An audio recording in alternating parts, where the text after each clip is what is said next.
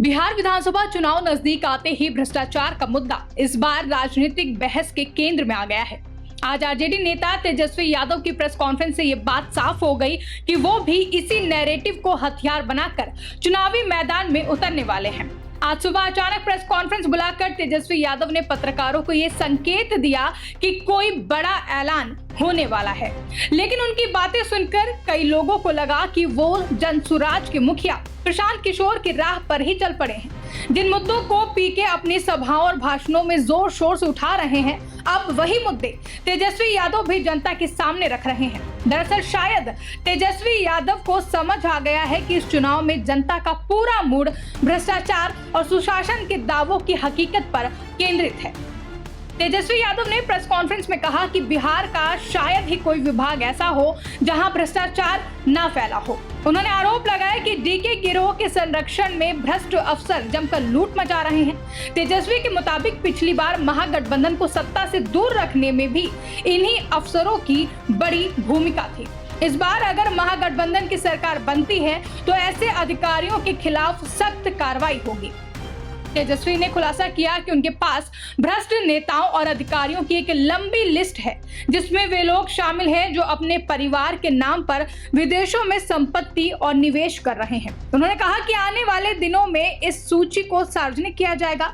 उदाहरण देते हुए तेजस्वी यादव ने कहा कि इंजीनियरों के यहाँ करोड़ों रुपए बरामद हो रहे हैं, लेकिन कार्रवाई नहीं हो रही। उन्होंने प्रधानमंत्री नरेंद्र मोदी पर भी सवाल उठाए और कहा कि पीएम ने एक सभा में बिहार के 31 घोटालों का जिक्र किया था, लेकिन जब उनकी ही सरकार है तो कार्रवाई क्यों नहीं हुई। फिलहाल राजनीतिक विशेषज्ञ मानते हैं कि चुनाव से पहले ये कदम आरजेडी की रणनीति में बड़ा बदलाव दिखाता है। परंपरागत रूप से जाति समीकरणों पर राजनीति करने वाली पार्टी अब सीधे शासन और एंटी इनकम्बेंसी यानी कि सत्ता विरोधी लहर पर फोकस कर रही है। तेजस्वी सरकारी भर्तियों में धांधली, योजनाओं में घोटाले और विकास कार्यों में कमीशनखोरी जैसे मुद्दों को जनता के बीच उछालकर ये संदेश देना चाहते हैं कि वर्तमान सरकार बदलाव के लायक नहीं है। लेकिन ये रणनीति तेजस्वी के लिए दो धारी तलवार भी साबित हो सकती है।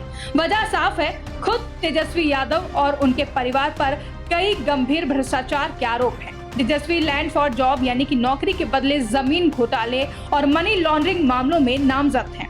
उनके खिलाफ सीबीआई और ईडी जांच कर रही है। उनके पिता लालू प्रसाद यादव पहले ही चारा घोटाले में सजा काट चुके हैं और कई अन्य मामलों में अभी भी कोर्ट में सुनवाई चल रही है।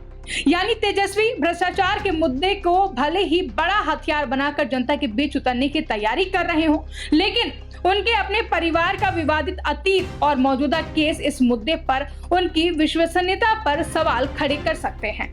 कुल मिलाकर इस बार के बिहार विधानसभा चुनाव में भ्रष्टाचार सबसे बड़ा एजेंडा बनता हुआ दिखाई दे रहा है। पीके ने जहां जनता की नब्ज पकड़कर इस विषय को चुनावी बहस में ला दिया है, वहीं तेजस्वी यादव ने भी उसी मुद्दे को पकड़कर इसे मुख्यधारा की राजनीति का केंद्र बना दिया है।